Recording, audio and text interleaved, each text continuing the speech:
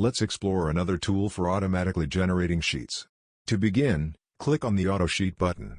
Once inside, you'll see two available options, Excel Import and Manual Entry. Let's start with the Manual Entry option. Here, you'll need to enter a sheet number and a sheet name. For this example, let's input 001 as the sheet number and Arch as the sheet name. You can continue adding sheets according to your design requirements. Once you've entered the details, simply click on Create Sheets. As you can see, the sheet has now been successfully created. Now, let's move on to the Excel Import option. For this method, you'll need to have an Excel file prepared with the necessary sheet data. In this case, I'll be using a sample file. Click on the Browse button to select and open your Excel file.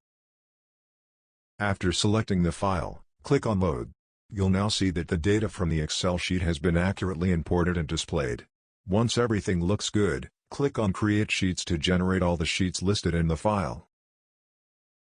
We've successfully created sheets using both manual entry and Excel import. Thanks for watching.